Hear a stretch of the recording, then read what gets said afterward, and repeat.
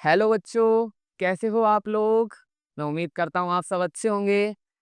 Welcome to the online learning platform of success achievers institute. तो बच्चों, जैसा कि आप देख रहे हैं, आज का हमारा टॉपिक है केमिकल रिएक्शंस एंड इक्वेशन। तो आज हम 10th क्लास की केमिस्ट्री को धीरे धीरे स्टार्ट करेंगे, कुछ सीखेंगे। तो आओ देखते हैं। तो जैसा कि आप पढ़ रहे हैं, the chapter name is chemical reaction and equation. अब हमें इस चैप्टर में इस नाम से क्या समझ आ रहा है कि हमें इस चैप्टर में कुछ रिएक्शंस के बारे में पढ़ना होगा, कुछ इक्वेशंस के बारे में पढ़ना होगा, और क्या क्या टॉपिक हमें पढ़ने हैं वो हम डिस्कस करेंगे यहाँ पर।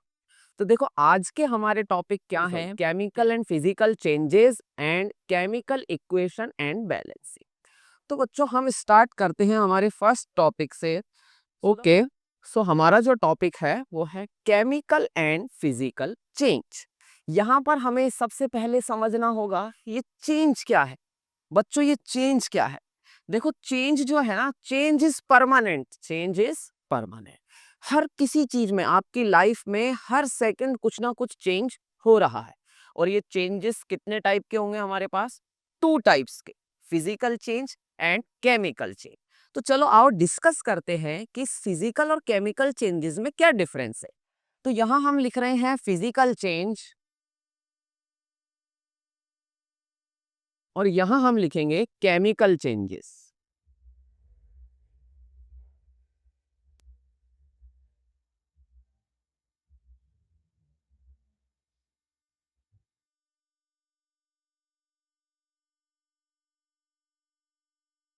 ओके बच्चों, तो देखो, फिजिकल चेंज और केमिकल चेंज में बेटा ये डिफरेंस होता है कि अगर हमारा मटेरियल, यानी कि जो भी हम जिस ऑब्जेक्ट पर हम स्टडी कर रहे हैं, देखो जैसे एक बात बताओ, दिन होता है फिर रात होती है, ये भी एक चेंज है।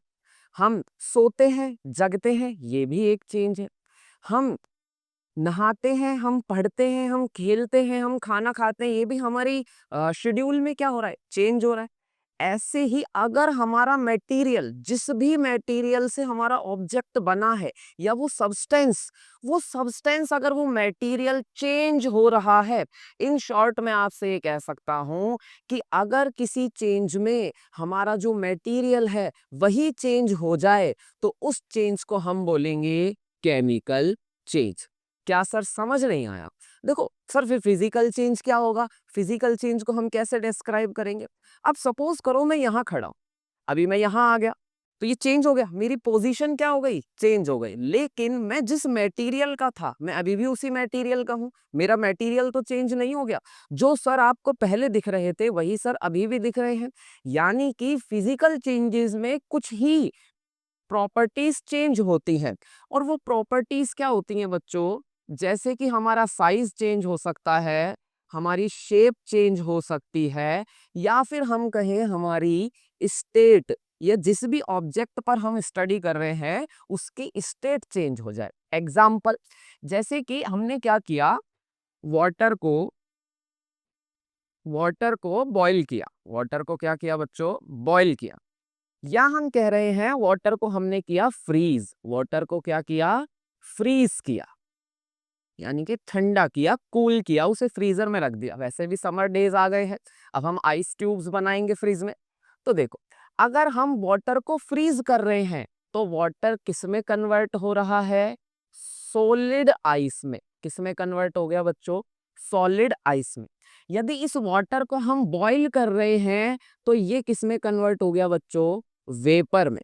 यानी कि हम कह सकते हैं कि यहाँ पर वाटर की जो स्टेट है वो पहले लिक्विड थी। जो हम पानी पी रहे हैं वो कौन सी स्टेट में आता है? लिक्विड स्टेट में। अगर हम उसको फ्रीज कर देते हैं तो वो किस स्टेट में चेंज हो जाता है? सॉलिड स्टेट में, जो कि आइस की तरह एग्जिस्ट करता है। और अगर हम उसे बॉईल कर देते हैं, हीट देकर गर्म कर देते हैं, तो हमारा जो सब वाटर है वो किस में कन्वर्ट हो जाएगा? वाटर वेपर्स में। ये कौन सी स्टेट होती है? गैसियस स्टेट होती है।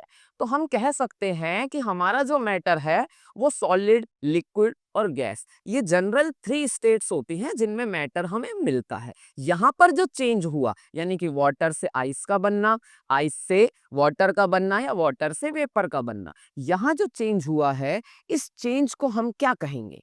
इस चेंज को ही हम कहेंगे फिजिकल चेंज। क्या कहेंगे बच्चों? Physical change. क्या यहाँ पर जो वाटर था, देखो वाटर का केमिकल फॉर्मूला हमें पता है, और नहीं पता है तो मैं बता देता हूं कि वाटर का केमिकल फॉर्मूला होता है H2O। अब एक बात बताओ, अगर मैंने इस पानी को गर्म किया तो गर्म करने के बाद जब इसकी वेपर बनी, अब जैसे सपोज करो हमने एक कंटेनर में वाटर बॉईल कर रहे हैं लेकिन उसको कवर्ड कर दिया, कंटेनर को क्या किया हुआ है? कवर्ड किया है। कुछ इस तरीके से ये हमारे पास एक कंटेनर है और इसको हमने क्या कर दिया? कवर्ड कर दिया। यहां पर हम इसको हीट कर रहे हैं, ये हमारी कैंडल है। बताओ इसमें अगर वाटर फिल किया हुआ है, एक सेकेंड,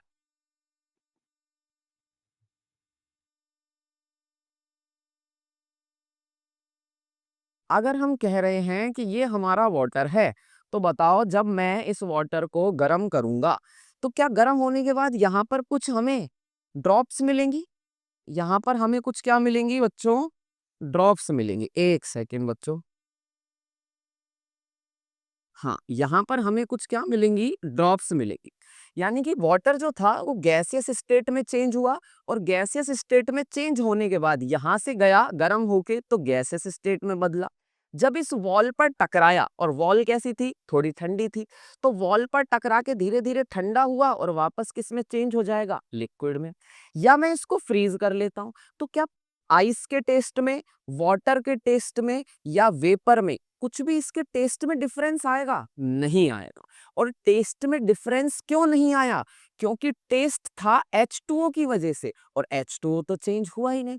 यानी कि अगर हमारा केवल साइज, शेप और स्टेट, ये तीन ही चीज अगर हमारे पास जो है वो चेंज हो रही है, तो हम कह सकते हैं कि हमारा चेंज कैसा चेंज होगा? फिजिकल चेंज होगा। लेकिन अगर मैं बात करता हूं केमिकल चेंज की, तो केमिकल चेंज में तो हमारे पास काफी सारे आइडेंटिफिकेशन होते हैं ये पता लगाने के कि यहाँ केमिकल चेंज हुआ है। तो बच्चों केमिकल चेंज क्या होता है, आ जाओ डिस्कस करते हैं। देखो, अगर मान लो कोई न्यू सब्सटेंस फॉर्म हो जाए, क्या हो जाए? न्यू सब्सटेंस,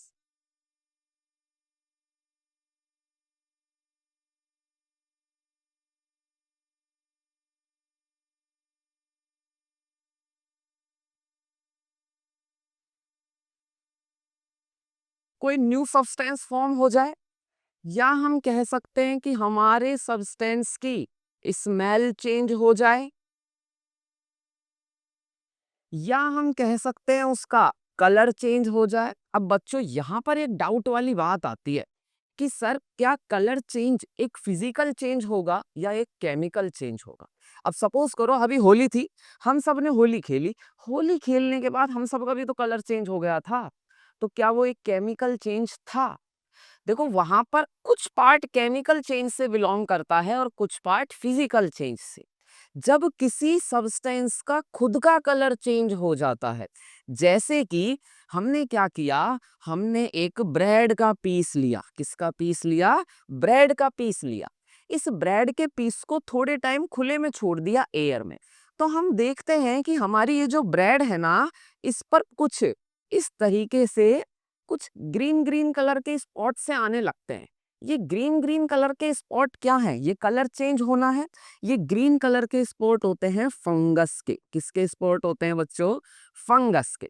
तो वहां जो चेंज होगा कलर चेंज, वो कौन सा चेंज कहलाएगा? Chemical change. यानी कि कलर चेंज फिजिकल भी हो सकता है, केमिकल भी हो सकता है। फिजिकल चेंज में कलर चेंजिंग तब आती है जैसे मैं इस बोर्ड पर कलर कर दूं, या मैं अभी किसी वॉल पर कलर कर दो तो वॉल का कलर चेंज हो गया, लेकिन वो एक केमिकल चेंज नहीं है। वो कैसा चेंज है? फिजिकल, क्योंकि वो हमने कलर किया है। यहाँ सब्सटेंस खुद ही कुछ एक्टिविटी करके कुछ तो ऐसा एक्शन ले रहा है जिसकी वजह से इसका कलर चेंज हो रहा है। इसका मतलब अगर कलर चेंज हो रहा हो सब्सटेंस का, या सब्सटेंस की स्मेल चेंज हो रही हो। अब एक बात बताओ आप लोग कि स्मेल चेंज होने पर हम कैसे पता लगाते हैं कि हमारा केमिकल चेंज हुआ है? बताओ दूध में और दही में दोनों की स्मेल डिफरेंट होगी या नहीं होगी? सोचो। बिल्कुल होगी यार, कैसे नहीं होगी? दूध खट्टा नहीं होता लेकिन दही खट्टा होता है। दही जैसे जैसे पुराना होगा उसका सॉरनेस जो होगी वो इंक्रीज होती जाएगी और उसकी स्मेल भी उतनी ही ज्यादा कह सकते हैं हम एक अजीब सी रोटन स्मेल उसकी बढ़ती जाती है। तो हम अगर कह रहे हैं कि मिल्क मिल्क से हमने कन्वर्ट कर दिया कर्ड, मिल्क से हमने क्या बना लिया? कर्ड। तो इस दौरान हम ये देख सकते हैं कि हमारा सब्सटेंस भी नया फॉर्म हुआ है, ठीक है, हमारी स्मेल भी चेंज हुई है, लेकिन हम ये नहीं कह सकते कि यहाँ कलर भी चेंज हुआ है। क्यों नहीं कह सकते? क्योंकि देखो मोस्टली जो दूध और दही होता है दोनों का कलर वाइट ही होता है। तो यहाँ कलर चेंज नहीं हो रहा है लेकिन स्मेल चेंज हो रही है और न्यू सब्सटेंस फॉर्म हो रहा है। ऐसा है कि नहीं? तो इसका मतलब यहाँ से एक बात हमें अब समझ आ जानी चाहिए कि जिस भी सब्सटेंस जिस भी चेंज के दौरान जिस ड्यूरिंग द चेंज अगर हमारे पास स्मेल चेंज हो रही है, नया सब्सटेंस बन रहा है या कलर चेंज हो रहा है या इसको हम ऐसे भी लिखते हैं इवोल्यूशन ऑफ गैस। हम क्या बोलते हैं? अगर इवोल्यूशन ऑफ गैस हो रहा है तो ये भी हमारा कैसा चेंज होगा बच्चों? Chemical change. और इस केमिकल चेंज से ही हमारा टॉपिक निकल के आता है जिसे हम बोलते हैं केमिकल रिएक्शन। क्या बोलते हैं बच्चों? Chemical reaction. और केमिकल रिएक्शन क्या होगी? What is chemical reaction? So ध्यान दो, देखो चेंज का होना एक एक्शन होता है और उस चेंज के होने से जो रिजल्ट हमें मिला वो उसका रिएक्शन है। जैसे कि अगर एग्जाम्पल के लिए हमने क्या किया, एक दिया लिया, क्या लिया? दिया लिया, दिए को जलाया, उसमें अगर हम घी डाल रहे हैं, जैसे हम जोत देखते हैं, हवन करते हैं जब, तो उसमें हम घी डालते हैं, तो घी डालना क्या हुआ? एक्शन। और उस घी के डालने से जो आग बढ़ी, जो फायर बढ़ी, उसको हम क्या बोलेंगे? रिएक्शन। लेकिन अगर फिजिकल चेंजेस की वजह से फिजिकल चेंजेस हो रहे हैं तो रिएक्शन क्या हो जाती है? Physical reaction. और अगर केमिकल चेंज हो रहे हैं तो उसी को हम क्या बोल देंगे? Chemical reaction. इसके लिए हमारे पास एक डेफिनेशन भी बन सकती है। क्या डेफिनेशन बन सकती है? कि व्हेन अ एक second, when a chemical change occurs, it means a chemical reaction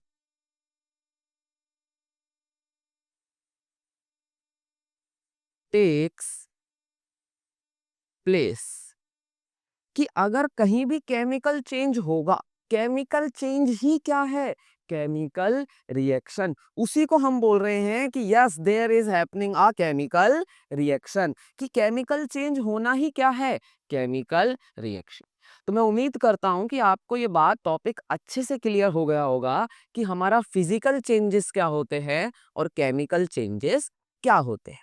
okay, सो अगर हम एक बार फिर से रिवाइज करें डेफिनेशन, तो केमिकल रिएक्शन की डेफिनेशन क्या हुई? When a chemical change occurs it means a chemical reaction takes place. यानी कि अगर कहीं भी केमिकल चेंज हो रहा है, अगर कोई भी चेंज हो रहा है, पहली बात तो उस चेंज का इनिशिएटिव एक्शन था और चेंज का हो जाना रिएक्शन था। अगर वो चेंजेस फिजिकल हैं तो वो हमारी एक फिजिकल एक्शन और रिएक्शन होगी। जैसे हम किसी को कुछ गलत बोल देते हैं तो उन्हें गुस्सा आ जाता है। अगर हम मम्मी पापा हमें कुछ बोल रहे हैं, खाना खा लो, हमें नहीं खाना, हमारे चांटा भी पड़ सकता है, हमको वो डांट भी सकते हैं। तो हमारा मना करना क्या था? एक्शन, उनका गुस्सा करना क्या था, रिएक्शन। तो वो सारे होते हैं फिजिकल चेंजेस। अगर केमिकल चेंजेस हुए, जिनमें कौन कौन से पॉइंट हम इंक्लूड कर सकते हैं, जैसे कि न्यू सब्सटेंस का फॉर्म होना, जैसे कि स्मेल का चेंज होना, कलर का चेंज होना, या इवोल्यूशन ऑफ गैस। जनरली बहुत सी रिएक्शंस जो होती हैं उनमें कोई ना कोई गैस रिलीज होती है, और गैस के रिलीज होते ही हमें ये मतलब आइडेंटिफिकेशन हो जाता है कि यहाँ पर कोई केमिकल रिएक्शन हुई है। अब ये केमिकल रिएक्शन कितने टाइप की होती है, ये हम आगे पढ़ेंगे। अभी हम सबसे पहले जो पढ़ेंगे वो हमारा है topic chemical equation and balancing. तो बताओ बच्चों, सबसे पहले केमिकल इक्वेशन को अगर मैं समझना चाहता हूं, तो क्या आप मुझे ये बताओगे कि ये इक्वेशन क्या होती है। इक्वेशन, इक्वेशन तो हम मैथ्स में भी पढ़ते हैं कि नहीं पढ़ते हैं, सोचो। हमने बहुत तरह की इक्वेशन पढ़ी है, quadratic equation, linear equation, polynomial equation. तो अगर हम बात करें इक्वेशन क्या है, देखो इक्वेशन एक रिप्रेजेंटेशन स्टेटमेंट है, एक रिप्रेजेंटेशन स्टेटमेंट है जो किन्हीं दो क्वांटिटीज को या दो एक्शंस को इक्वल कर देता है। दो क्वांटिटीज को या दो एक्शंस को आपस में क्या कर देता है, इक्वल कर देता है। तो जब किसी केमिकल चेंज को यानी कि केमिकल रिएक्शन को हम किसी इक्वेशन के थ्रू रिप्रेजेंट करना चाहें, जैसे बताओ, अगर आप लिखना चाहो कि आपने H2O पानी लिया, इस पानी को आपने क्या किया, हीट किया। क्या किया, हीट किया। ये वाटर, ये लिक्विड स्टेट में था। ये जो ट्रायंगल का साइन होता है बेटा, ये हीट के लिए यूज किया जाता है, ठीक है। तो इस H2O को हमने हीट किया, अभी भी ये क्या रहा, H2O ही रहा। लेकिन इस H2O की अब जो स्टेट है वो क्या है, गैसियस स्टेट है। तो अब ये बात हमें लिख के दिखानी है, तो हमने कुछ इस तरीके से इसको प्रेजेंट कर दिया। तो ये हमारी क्या हो गई, एक इक्वेशन हो गई।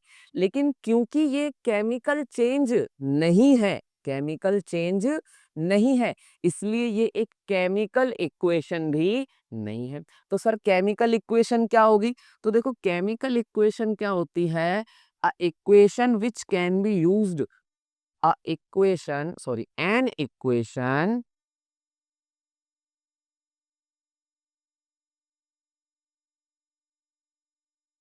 which can be used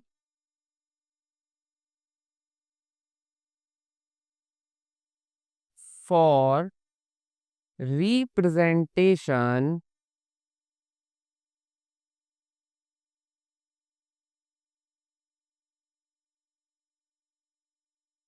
of any chemical change। तो किसी भी केमिकल चेंज को अगर हमें दिखाना है, रिप्रेजेंट करना है कॉपी में, बुक में, या लैपटॉप में, या स्मार्ट बोर्ड पर, तो हम उस इक्वेशन को क्या बोल देते हैं, केमिकल इक्वेशन। तो केमिकल चेंज जिस इक्वेशन से दिखाया जाए, that equation would be known as chemical equation. Got it, समझ आई ये बात। अगर हम बात करें टाइप ऑफ केमिकल इक्वेशन, कितने टाइप की होती है, तो देखो केमिकल इक्वेशन जो है ये दो टाइप्स की होती है बेटा। एक तो होती है वर्ड इक्वेशन, और एक हमारे पास होती है symbolic equation.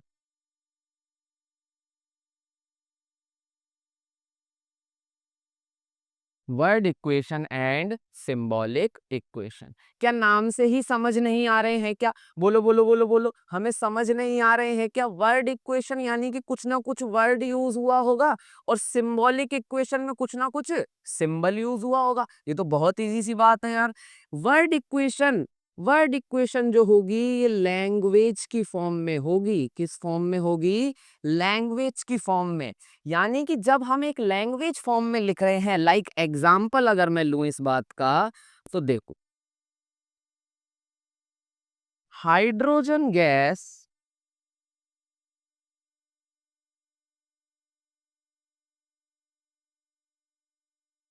Reacts with nitrogen gas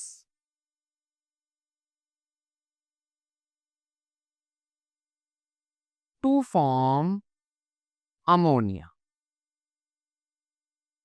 ठीक है, बहुत बेसिक सा एग्जांपल लिया है मैंने कि ये क्या कह रही है। अच्छा, इस बात को पढ़ो। अब इस बात को पढ़ के आपको क्या समझ आया कि हाइड्रोजन गैस जो है इसने नाइट्रोजन गैस के साथ कुछ तो रिएक्शन की है, कुछ तो इनका तालमेल बैठा है, कॉम्बिनेशन बैठा है, और इस कॉम्बिनेशन की वजह से एक हमें नया सब्सटेंस मिला है टू फॉर्म अमोनिया। यानी कि हाइड्रोजन गैस और नाइट्रोजन गैस ने मिलके अमोनिया फॉर्म कर दिया।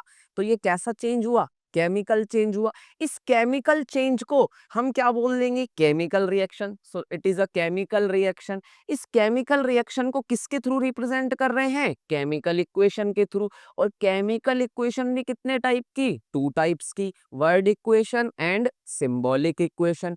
वर्ड इक्वेशन में हम लैंग्वेज की फॉर्म में लिखते हैं। तो अगर हम पूछें ये केमिकल इक्वेशन का कौन सा टाइप है, तो क्या आप बता सकते हो इजीली कि ये कौन सा टाइप है? सर, ये वर्ड इक्वेशन का टाइप है। कौन सा टाइप है? वर्ड इक्वेशन का टाइप है। और अगर मैं आप लोगों को बोलूं इसी रिएक्शन को सिंबॉलिक में यूज करना, यानी कि व्हेन सिंबल्स ऑफ एलिमेंट्स और compounds used for representation of chemical change, then that chemical equation known as symbolic equation। अगर मैं एग्जांपल दूं तो देखो, सेम रिएक्शन को हम लिख सकते हैं H2। हाइड्रोजन गैस का सिंबल हम क्या यूज करेंगे? H2। और नाइट्रोजन गैस का सिंबल हम क्या यूज करेंगे? N2। और इन दोनों के मिलने से अब हमें बताना है, डायरेक्शन दिखानी है कि इन दोनों ने रिएक्शन करी है और इनकी रिएक्शन से कुछ बना। तो उसके लिए हम ये एरो यूज में लेते हैं। अभी हम पढ़ेंगे कि ये एरो भी कई टाइप के होते हैं। ये एरो दिखा रहा है कि ये रिएक्शन, ये एक्शन यहां से लेना स्टार्ट हुआ। इन दोनों ने आपस में एक्शन किया। इन दोनों ने क्या किया? एक्शन किया। इस एक्शन का क्या हुआ? ये रिएक्शन हुआ। और रिएक्शन जब होगा तो एक आउटपुट आएगा, और वो आउटपुट क्या है? अमोनिया। वो आउटपुट क्या है? अमोनिया। तो सर, ये दो दो तरह के क्यों? वर्ड इक्वेशन और सिंबॉलिक इक्वेशन। मतलब अगर सेम ही बात है तो हमें ये अलग अलग क्यों पढ़ने हैं? वर्ड इक्वेशन अलग बता रहे हैं, सिंबॉलिक अलग बता रहे हैं। देखो, वर्ड इक्वेशन जो होती है इसकी कुछ ड्रॉबैक्स हैं। ड्रॉबैक्स क्या है? अब मैं आपको इस रिएक्शन में ये नहीं बता सकता कि हाइड्रोजन और नाइट्रोजन गैस ने किस रेशो में रिएक्शन की है। यानी कि कितने मॉलिक्यूल्स हाइड्रोजन गैस के यूज हुए और कितने मोल्स नाइट्रोजन गैस के यूज हुए, और इनकी रिएक्शन से कितने मोल मिले? किसके? अमोनिया के। लेकिन मैं आपको इस रिएक्शन के थ्रू, सॉरी, इस केमिकल इक्वेशन के थ्रू ये बता सकता हूं कि हमने यहाँ पर कितने मोल्स हाइड्रोजन गैस के लिए, कितने मोल्स नाइट्रोजन गैस के लिए, और उनके थ्रू हमें कितने मोल्स मिल गए? किसके? एक सेकेंड, ये थोड़ा सा इरेज हो गया बेटा।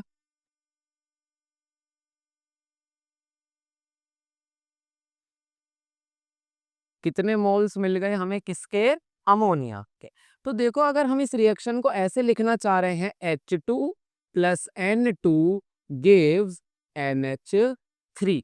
तो इसका, अच्छा, अभी आप लोग यहाँ पर देखोगे कि हमारे लेफ्ट साइड जो सब्सटेंसेस हैं जो रिएक्शन कर रहे हैं, उन्हें तो हम बोलेंगे रिएक्टेंट। क्या बोलेंगे? Reactant. Those substance which participate in a chemical reaction are known as reactants, and the resulting substance of that chemical reaction, इस chemical reaction का जो result होगा, जो resulting substance होगा, उसे हम क्या बोलेंगे? प्रोडक्ट। क्या बोलेंगे बच्चों? प्रोडक्ट।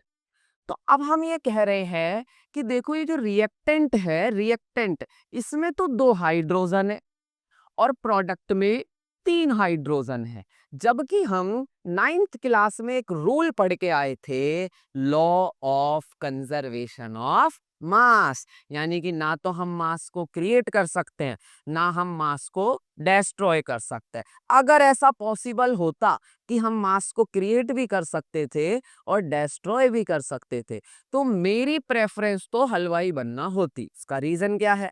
कि मैं 2 किलो मिठाई का मटेरियल लेता और 10 किलो मिठाई बनाता, 8 किलो मिठाई का फायदा। मैटर क्रिएट कर सकते थे ना, लेकिन क्योंकि हम मैटर क्रिएट नहीं कर सकते तो हाइड्रोजन 2 से 3 कैसे हो गए? क्योंकि ये जो सिंबॉलिक इक्वेशन है ये फर्दर 2 टाइप्स की होती है। और यह टाइप क्या है इसके? देखो, एक तो होता है बैलेंस्ड केमिकल इक्वेशन। क्या होता है? Balanced chemical equation. इक्वेशन को बेटा शॉर्ट में ऐसे भी लिखते हैं, ठीक है, पावर में एन लगा देते हैं क्यू के ऊपर। और एक हमारे पास होता है unbalanced unbalanced chemical unbalanced chemical equation. इस अनबैलेंस्ड केमिकल इक्वेशन का सेकंड नेम होता है स्केलेटन इक्वेशन। क्या होता है बच्चों? Skeleton equation. अब देखो क्या अंतर है, क्या डिफरेंस है। बैलेंस्ड केमिकल रिएक्शन वो केमिकल रिएक्शन होती है जिसमें हम ये देखते हैं कि हमारे रिएक्टेंट साइड, अब रिएक्टेंट समझ आ गए ना, जो रिएक्शन कर रहे हैं, और हमारे प्रोडक्ट साइड जो हमें रिएक्शन से मिला है सब्सटेंस, दोनों में ही अगर नंबर ऑफ एटम्स इक्वल नहीं है तब तो वो कैसी इक्वेशन हो जाएगी? Unbalanced chemical equation. और अगर दोनों साइड यानी कि रिएक्टेंट साइड में और प्रोडक्ट साइड में if the number of atoms in reactant side and product side are equal of each substance, then we called that chemical equation as balanced chemical equation। Simple सी बात है, एक तराजू है, इस तराजू को बैलेंस कब होगा? जब इसके दोनों साइड वेट क्या हो? बराबर हो। तो ये केमिकल इक्वेशन बैलेंस कब होगी? जब इसके दोनों साइड एटम्स क्या हो? बराबर हो। तो यानी कि अगर हम यहाँ देखें 2 हाइड्रोजन 3 हाइड्रोजन बैलेंस्ड नहीं है, तो ये कैसी इक्वेशन है? अनबैलेंस्ड। अगर मैं इसको यहाँ पर ऐसे लगा दूं 2NH3 और 3H2, 2NH3 और 3H2। अब देखो H2 के 3 यूनिट्स हैं। H2 की कितनी यूनिट्स है बेटा? 3। तो एक बात बताओ, अगर H2 की यूनिट्स की बात करें 3 यूनिट्स हैं, तो एक सेकेंड,